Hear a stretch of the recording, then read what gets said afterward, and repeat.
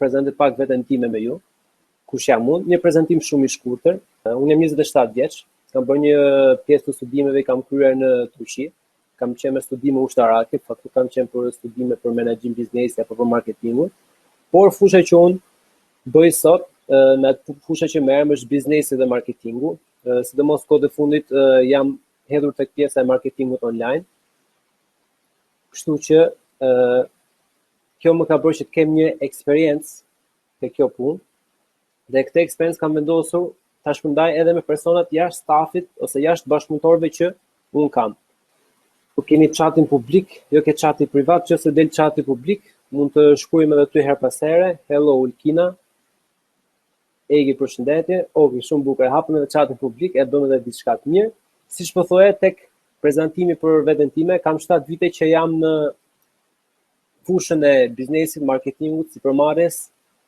Në kompaninë e parë kam bashkëpunuar me një kompani që ne shqisnim website, pra kishim pjesën hostimit, shqisnim pjesën hostimit dhe kjo më ka bërë që në moshën 20 vjeçare të jemi rrallë me pjesën e fushës së internetit, kam parë zhvillimet se si ka ecur pjesa e internetit, kam qenë brenda kësaj kohe, por që gjithashtu kam qenë shumë edhe tek trajnimet 1-1, trajnimet live, seminaret live.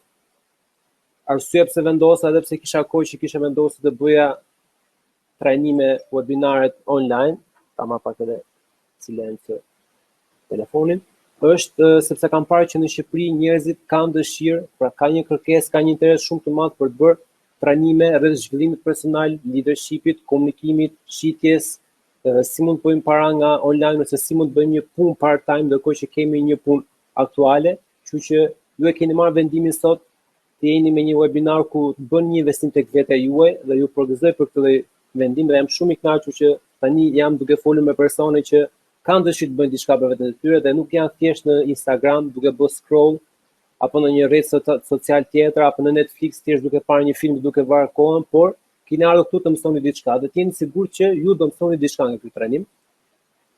Atëherë, edhe ora ka ardhur fiks, ora 9:01 minutë. Do vazhdojmë me prezantimin e slajderëve. Nëse doni më shumë informacion rreth meje, mund të kërkoni në Facebook, Instagram, LinkedIn ose në Erdi Luca, emri im është Erdi Luca. Por edhe në faqen time të webit erdiluca.blog. Në fund të slajderëve do jenë edhe kontaktet e mia, edhe emaili gjithashtu. Tani, tema është 7 aftësitë që duhen për marketingun online. Atëherë, përpara se unë të nis trajnimin, dua të jemi sigurt nëse jemi mirë me pjesën e audios edhe slajderave. Dua një okay nga ju, kush do janë ata që do më ndihmojnë, ta konfirmoj. Jemi mirë me zërin dhe me pjesën e slajderave këtu? Po. Nësa shikoj, po. Okej. Shumica po thonë që jemi mirë, do mundohem të flas edhe pak më ngadalë, nëse ka persona që kanë shkëputje. Kështu që do mundohem ta mbaj pak ritmin, sepse në fakt trajnimet janë diçka që unë i bëj me pasion, edhe her pas here më merr ai vrulli sepse dua të jap sa më shumë nga vetë ime. Atëherë le të shikojmë slajderin e parë.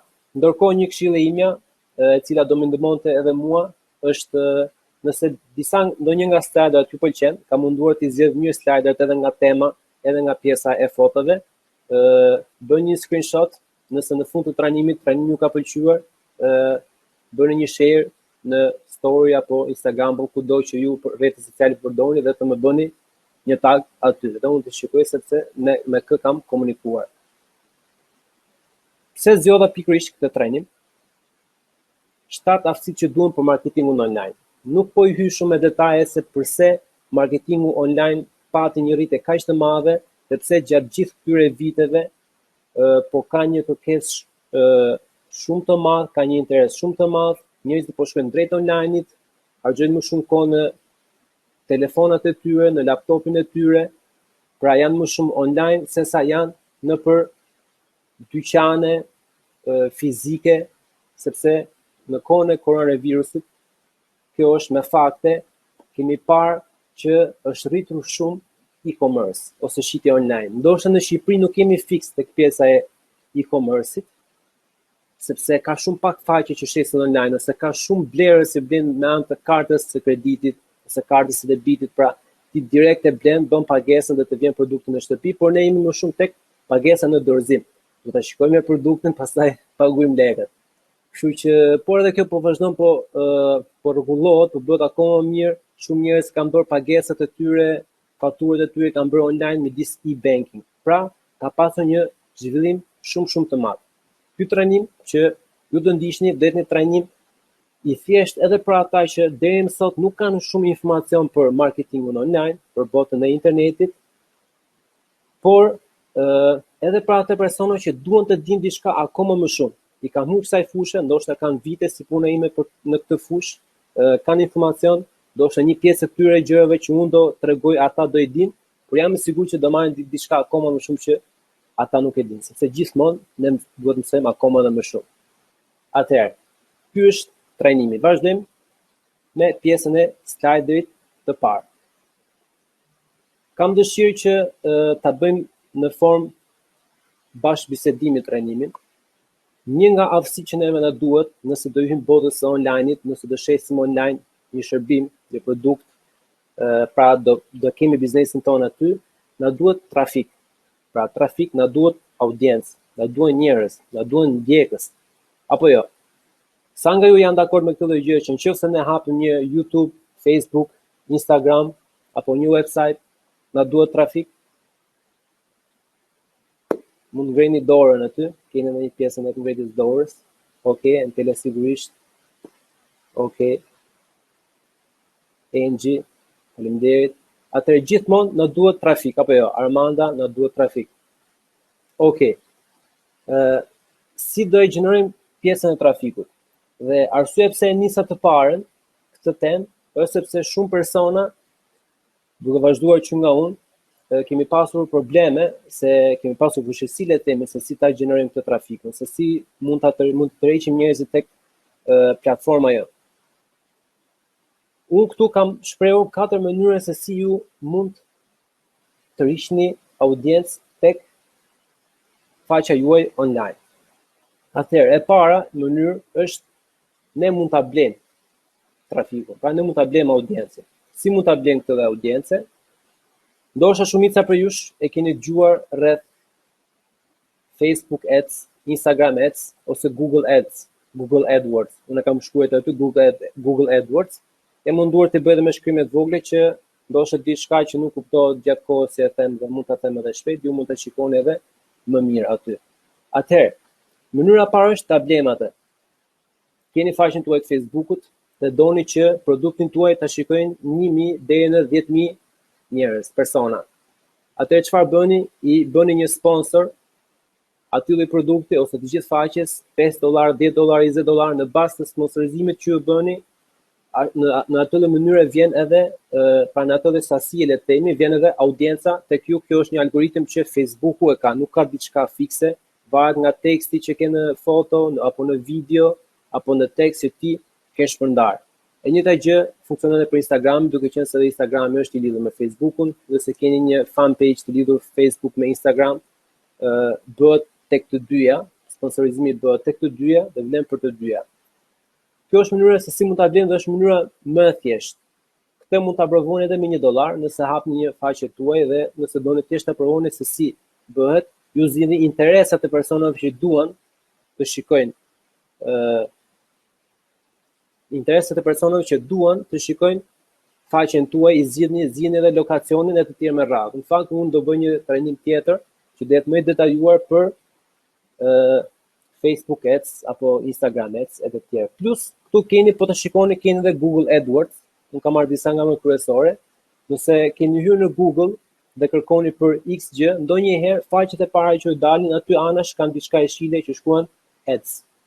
Dhe ajo Ads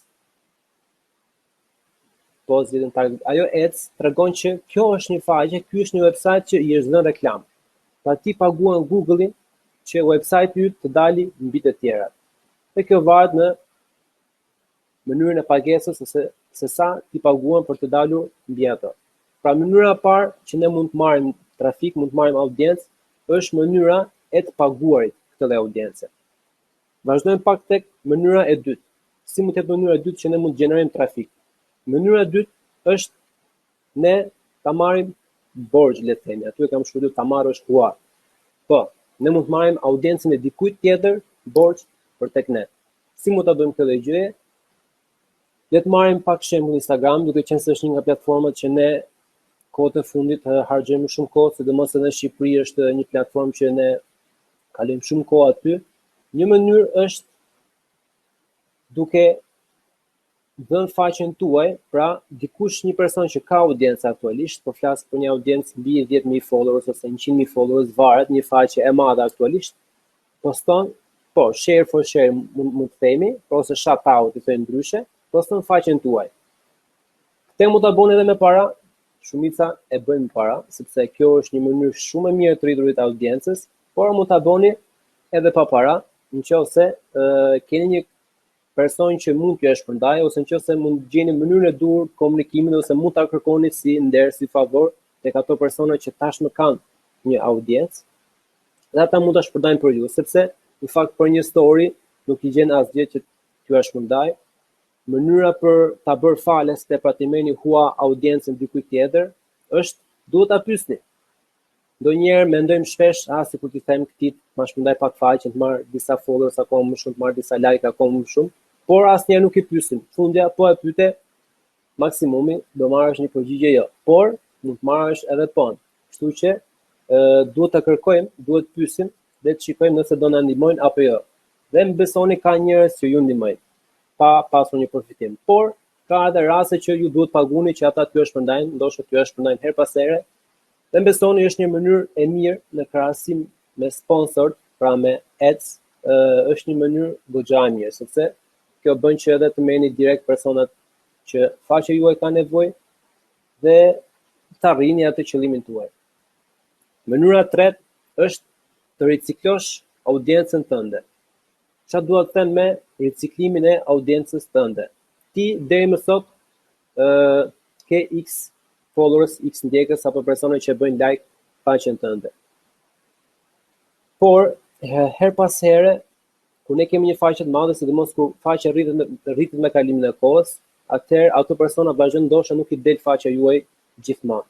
Por ato persona janë aktualisht, pëlqejnë faqen tuaj. Kështu që ne duhet të bëjmë një retarget. Pra ti retargetojmë ato persona. Për shembull, nuk ka ndodhur të bëni një postim e bëni sponsor dhe nga ai postim keni marrë 300 like. Okej, nga këto 300 like vetëm 50 persona janë persona që më përpara kanë ndjekur faqen tuaj. Gjëja e parë që duhet bëni është ato 250 persona të tjerë të gjithë të bëni invite me radhë. Ne i neglizhojmë detajet. Duke neglizhuar detajet, këto detajet janë fikse një pagull për të arritur tek rruga jonë e suksesit tek qëllimi jonë.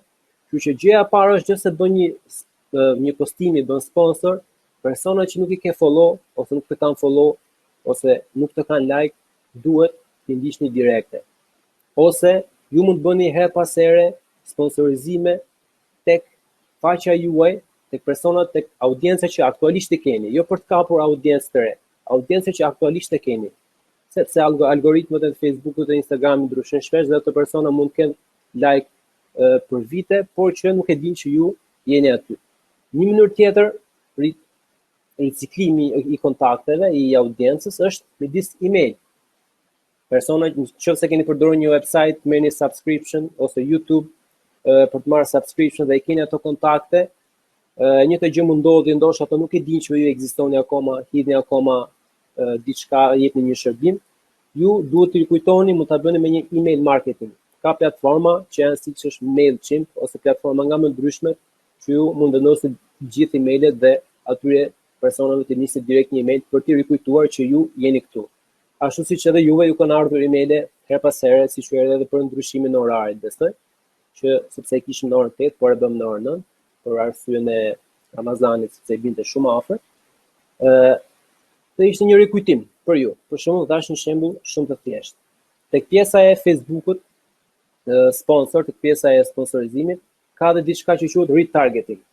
Kjo është Njoh shumë njerëz që kanë bërë reklama në Facebook, por nuk kanë marrë rezultatin e duhur. Pse nuk kanë marrë rezultatin e duhur? Sepse bën një sponsorizim pa analizë. Ju do të bëni, do kalojmë tek analiza se është një ndër këto tema. Duke bëjmë analizën se ky sponsorizim a arriti pritshmërinë tona apo jo, dhe se si ti ritargetojmë personat që ne aktualisht i kemi dalë një herë përpara atyre. Mendojeni kështu.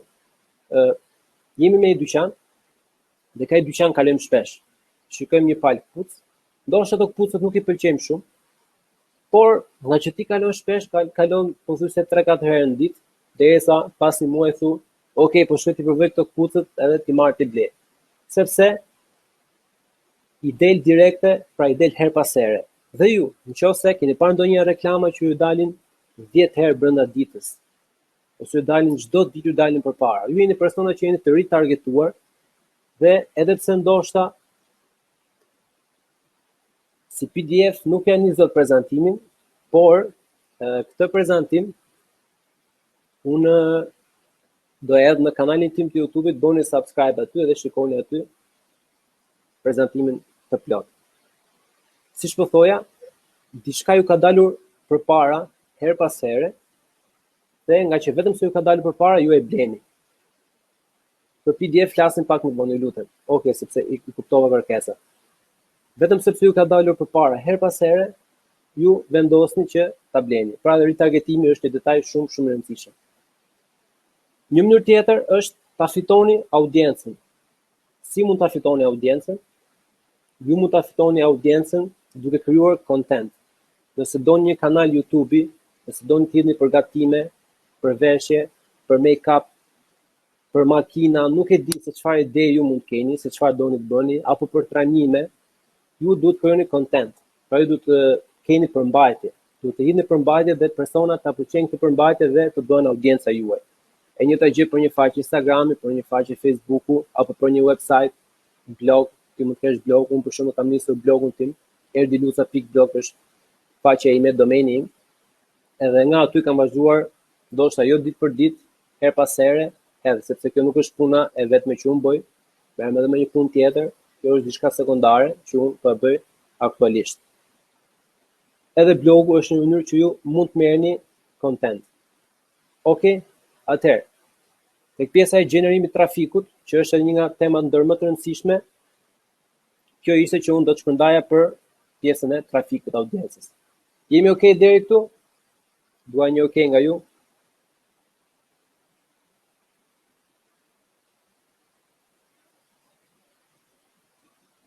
Okej, bukur. Atëherë do kalojmë tek slajderi i dytë. Slajderi i dytë është vazhdimësia. Vazhdimësia është një nga gjërat që njerëzit, që shumica personave që duan të nisin diçka online, ata nuk e bëjnë. Shumë herë kemi, edhe unë vetë, kam hapur një faqe Instagrami për motivational quotes dhe mas një muaj e lash. Edhe ju mund ta keni bërë për diçka tjetër. Keni hapur një faqe Facebooku për rroba, thash përgatimet, po marr shembull që po më vjen në mendje për momentin, dhe nuk keni vazhduar, apo për shprehje, e keni lënë aty. Vazhdimësia është killeri numër 1 i marketingut online. Më saktë, vazhdimësia është ajo që e promovon, por të mos vazhduarit, sepse e thash pak gabim. Pra kur ti e ndërpret. Ktu është një shprehje e Dwayne Johnson, po e bëj vetëm ekranin e plot, sa mund të bëni screenshot. Suksesi nuk është i rrethuar vetëm me madhështi, vazhdimësia dhe puna e fortë të çon drejt suksesit. Madhështia do të vijë. Dwayne Johnson është ai që luan The Rock, ose ka luajtur tek Fast and Furious, tek Jumanji, ai personi me muskuj, dhe mund të qenë shumë si personazh, e ndjek si një person i suksesshëm, sepse me vërtet ka mesazhe rreth suksesit, edhe ai ka vetë një histori suksesi shumë frymëzuese. Shumica e personave, edhe pse kanë një ide shumë të mirë, një ide që ndoshta askush s'e ka pasur më parë, derisa dikush e realizon, i lënë përgjys idetë e tyre, nuk e vazhdojnë, ose vazhdojnë ta hapin faqen e tyre, por nuk e çojnë deri në fund. Postojnë një herë në javë, postojnë një herë në muaj. Po duke postuar një herë në muaj, nuk rritet faqja. Asgjë nuk rritet. Është njësoj sikur ti kesh duke ikur në punë, nëse ikën punë një herë në muaj, sa lek do paguash? Do paguash 5.000 lekë, 5 euro, 7 euro, varet sa është dita e punës apo jo. E njëjta gjë është edhe për platformën tuaj online. Nëse ju postoni një herë në ditë, e paktën një herë në ditë, atëherë gjithmonë faqja juaj do jetë akoma më e karikuar, do jetë akoma më e plot. Njerëzit do shikojnë që është një faqe serioze. Dhe do të rreqë vëmendjen. Facebooku do vazhdoj të nxjerrë përpara njerëzve të tjerë, Instagrami do vazhdoj të nxjerrë përpara njerëzve të tjerë atë çfarë ju postoni. Prandaj, miq të dashur, vazhdimësia është një nga gjërat kryesore nëse doni të bëni një punë online që ju do ta keni parasysh. Nuk bëhet një punë online me një muaj dhe të prisni rezultatet pa para. Me një muaj të fitoni $10.000, me një muaj të keni një faqe me 10.000 followers. Okej, edhe mund bëni diçka, mund ndodhi virale, por kjo është pak me shans. Kjo është pak si telebingo, por shumica e personave që sot kanë një aktivitet online, janë persona që ndoshta i është dashur 5-6 muaj të realizojnë shitjen e tyre të parë. Të arrin të kapin klientin e tyre të parë. Okej, vazhdimësia është shumë e rëndësishme. Nëse do vazhdoni të bëni diçka, mos harroni që duhet ta vazhdoni deri në fund, derisa të bëhet. E di që është vështirë, duhet durim, duhet motivim her pas here, por që është diçka që nuk duhet anashkaluar. Atëherë, po vazhdoj tek slideri i tretë, që është pika e tretë. Diçka që më pëlqen shumë rreth online-it. Jemi këtu apo jo? Si po shkon deri tani?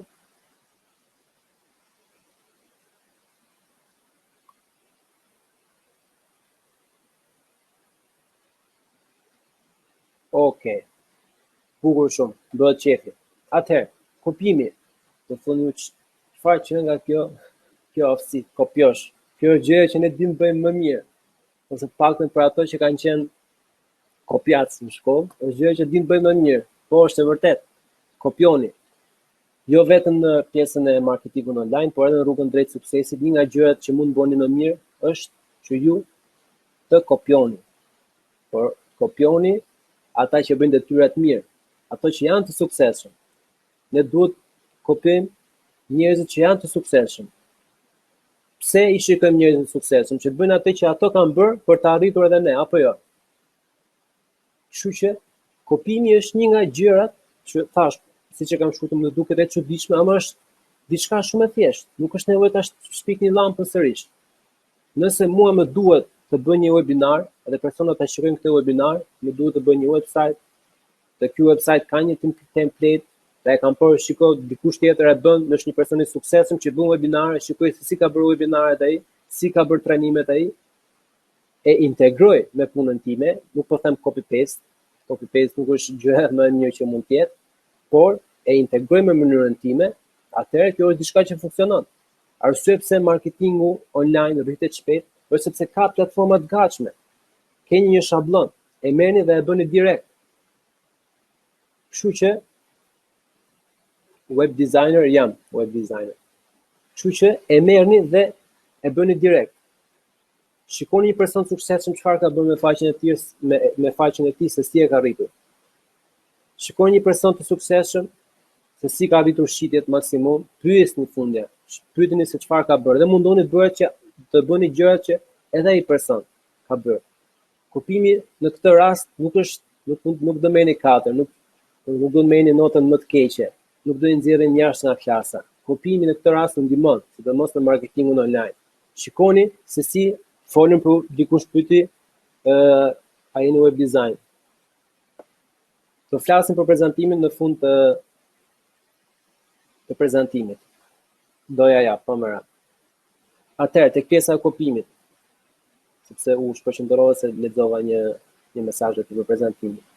Kopimi është gjë më e mirë që mund bëni, mos e shpikni llampën sërish. Shikoni për shembull se si një web është dizenjuar, ka ngjyra të thjeshta dhe ti përdor ngjyra të thjeshta. Kjo, shikoni se çfarë fotosh poston një X biznes që ju doni ta bëni të ngjashëm me atë dhe vazhdoni bëjeni. Por patjetër që të jeni më origjinal është akoma më mirë. por për të filluar në fillim, duhet shikoni se si një person, si një biznes I suksesshëm e ka bërë deri tani dhe edhe ti bëje. Por mos harroni, nëse do bëni një blog, nëse thjesht merrni copy paste artikuj edhe ti postoni aty tek blogu juaj, nuk është gjë e suksesshme sepse Google-i ka disa mekanizma, le të themi, që e shikon nëse ju keni një artikull të bërë copy paste dhe nuk e nxjerr shumë në rankim. Po, do e hedh në YouTube. Mund të bëni subscribe edhe te kanali I YouTube për videot e tjera, sepse kam edhe video të tjera për tema të ndryshme. Okej. Kopjoni me mençuri, kopjoni gjërat e dhura për punën që ju duhet bëni online, për platformën që ju duhet bëni. Po kaloj tek slideri tjetër. Po afroj edhe një herë, ta shikoni.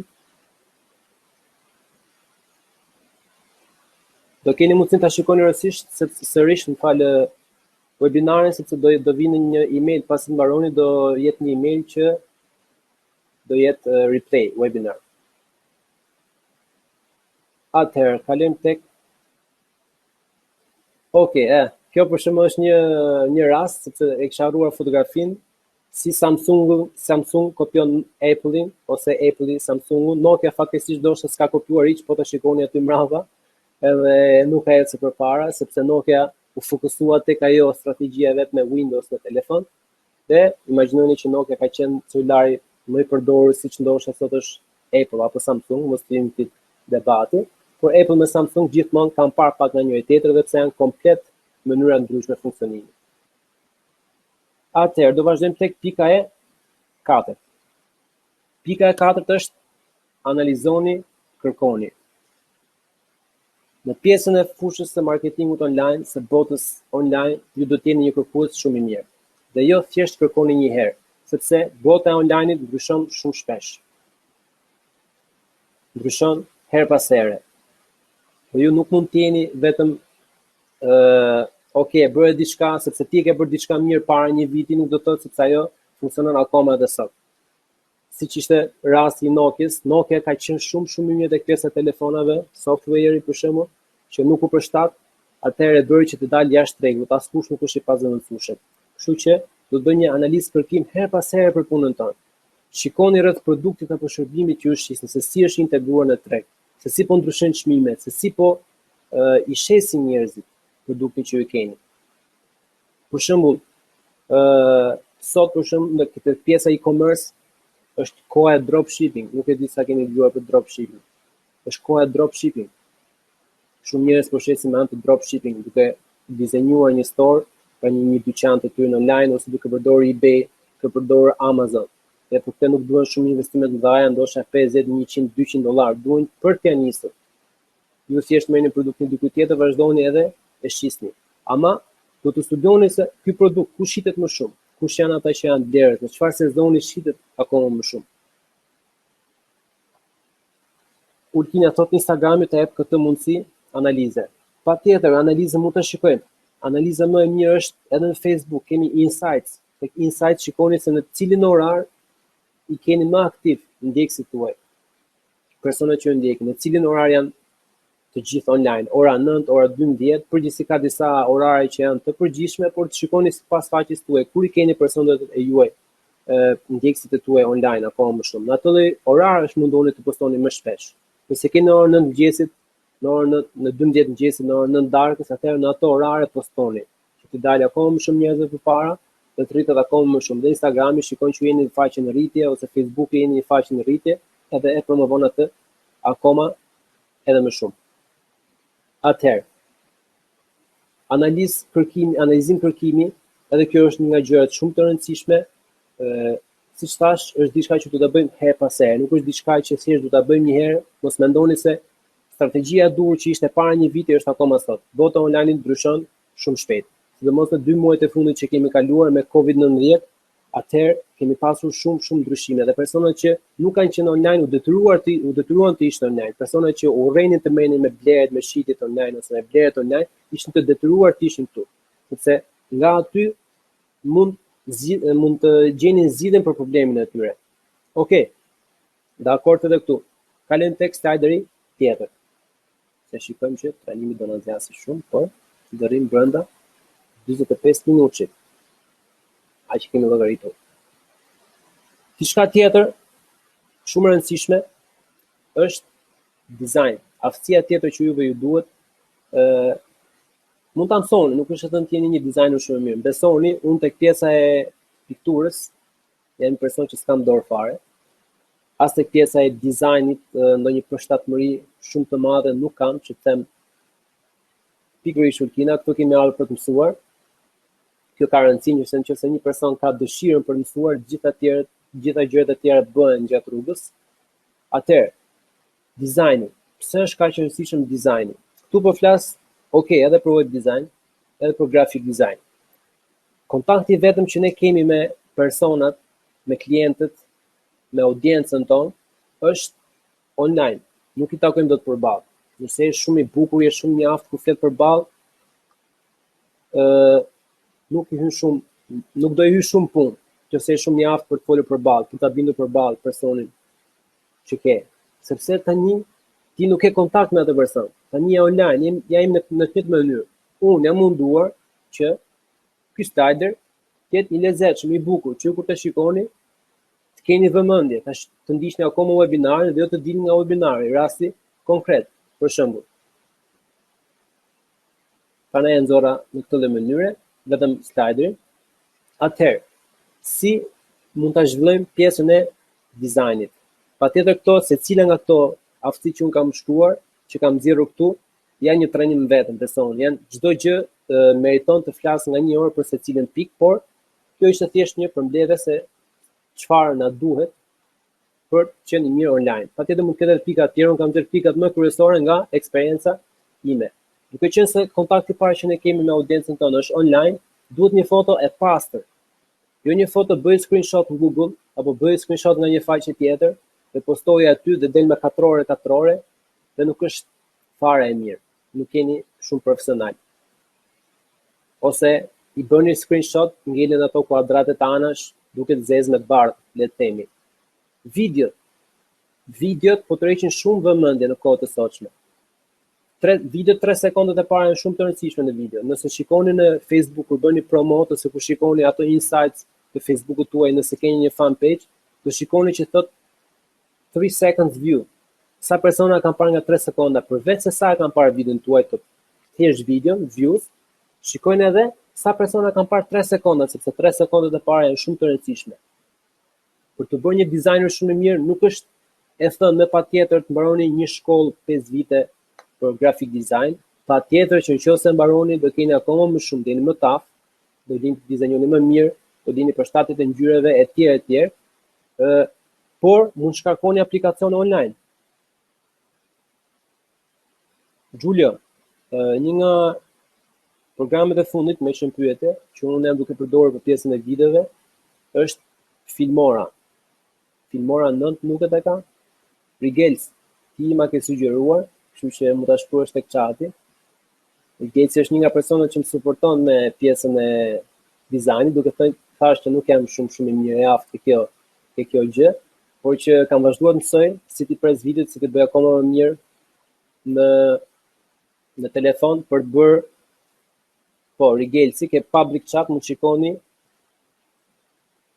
Gjuli, diçka më mirë për momentin, ka me pagesë, por unë deri tani jam tek Filmora, nëse Rigelsi, i cili është pak më ekspert i kjo fushë, diçka akoma më mirë. Okej, është edhe Adobe Premiere Pro. Shikojmë kemi persona që janë të aftë këtë pjesë.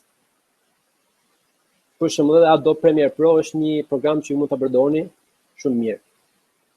Free online video maker, është free, shumë i mirë, por patjetër që nëse paguni keni akoma më shumë gjëra ekstra. Për pjesën e fotove është Canva shkruhet. Edhe Canva shumë e mirë dhe mua atë më sugjeroi Ulkina para disa javësh, edhe pse kisha kohë që e kisha përdorur më parë, por nuk e mbaja mend. Sidomos tek Androids, telefonat Androids ka goxha opsione për pjesën e editimit të videove, është Viva Video më duket, nëse mos gaboj, por aty duhet edhe pagesë. Atëherë, mos dalim shumë jashtë temës, personat që di mund të shpërndani diçka me njëri tjetrin. Dizajni është kontakti i parë që ju keni me klientin, kontakti i parë që ju keni me audiencën tuaj. Mundoni të jeni sa më të lezetshëm, sa më të bukur në atë kontakt, pa shumë egzagjerime. Okej? Sa më thjesht. Kjo gjërat e thjeshta kapin vëmendje. Kalojmë tek slideri tjetër. Krijoni empati. Një ndër faktorët e tjerë kryesor është krijoni empati. Po bëj të madhe vetëm sliderin, të shikoni. Duhet kuptoni nevojat e klientëve tuaj, problemet që ato pahasin dhe ju krijoni një zgjidhje për problemet që ato kanë.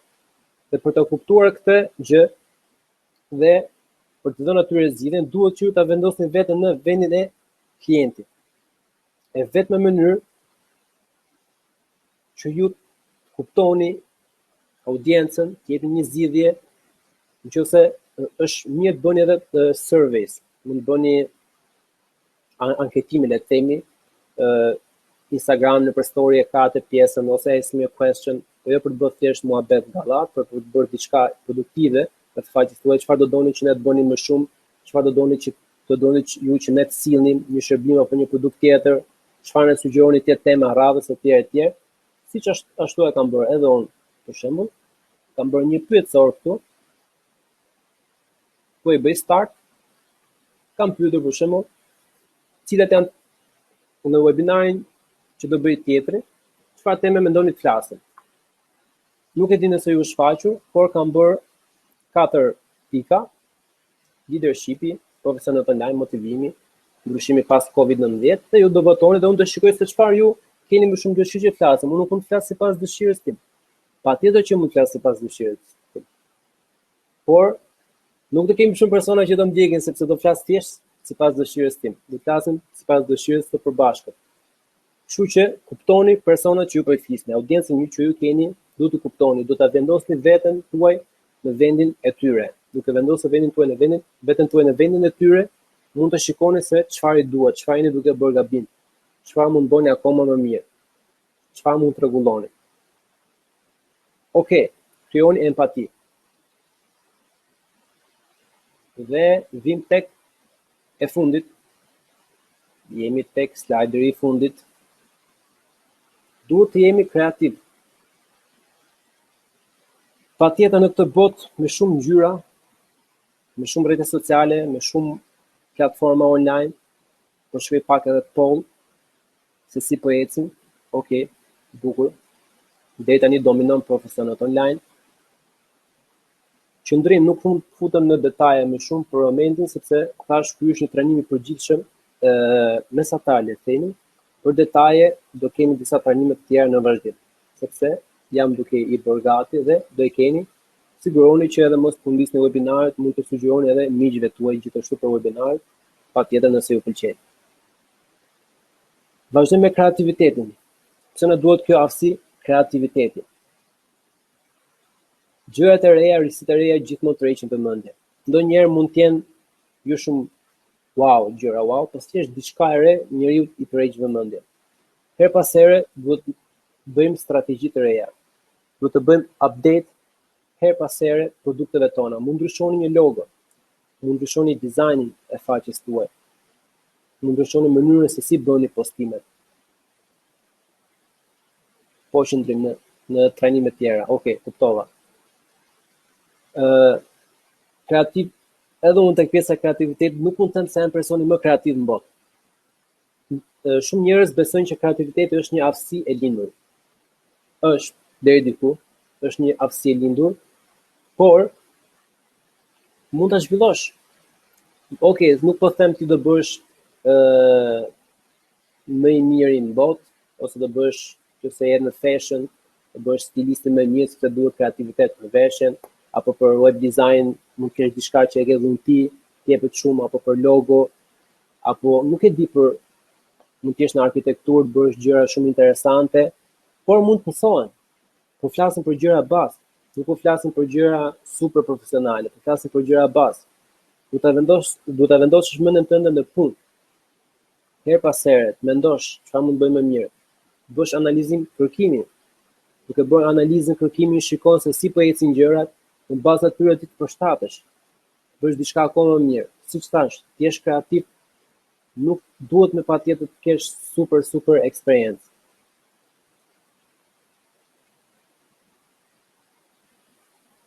Okej, siç po thotë edhe Entela, nëse përpiqemi pak të bëjmë gjëra origjinale dhe kreative, mjafton që mos bijmë rehat. E vërtet, duhet ta sforcojmë pak trurin tonë, të vogël apo të madh.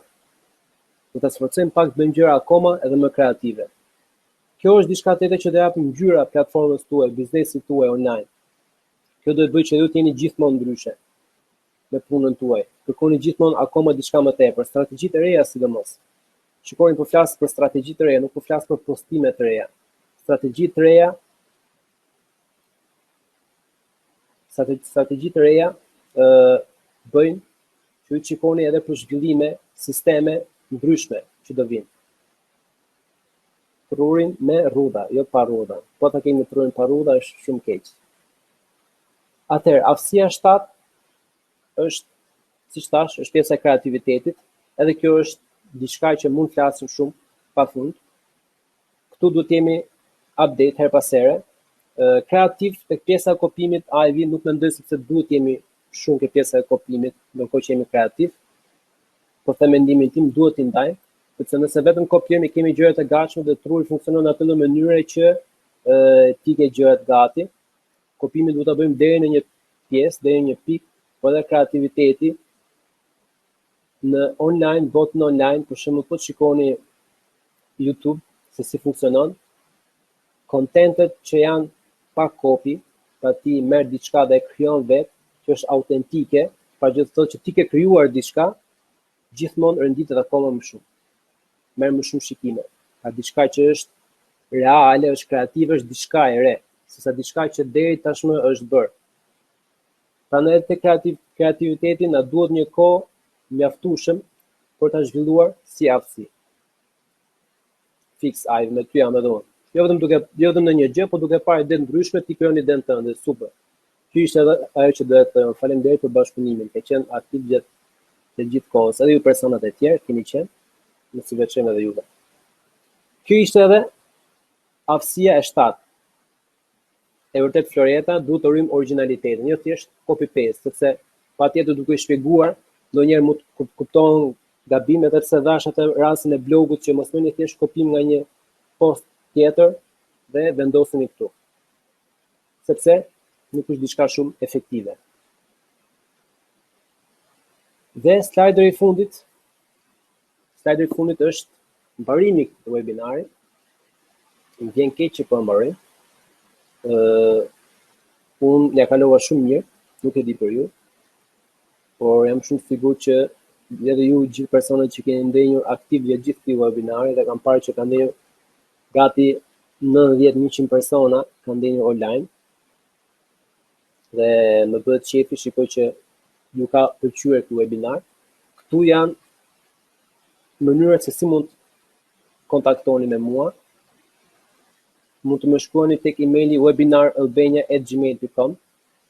Faleminderit edhe juve. Faleminderit Elena. Në Facebook, në YouTube, një kërkesë kam nga ju, në YouTube bëni subscribe. Unë YouTube-in e përdor shumë, kam vazhduar ta përdor shumë, edhe hedh video të ndryshme rreth sidomos rreth zhvillimit personal, sepse faleminderit Ila, Albona, faleminderit gjithëve. Bislim e shpërndau Instagramin e vet. Okej, mu më gjeni në LinkedIn, në Facebook, në YouTube, në Instagram, Erdi Luca, kam faqen time të webit erdiluca.blog. Siç thash, nëse keni bërë screenshot në një nga fotot këtu, mund ta bëni tag në Instagram, mund të komunikojmë edhe aty për PDF, do ja hedh edhe në PDF dhe do jemi në kontakt me webinarin e radhës. Faleminderit shumë që qëndruat deri këtu. Atëherë mirë pafshim të gjithëve, natën e mirë. Ciao.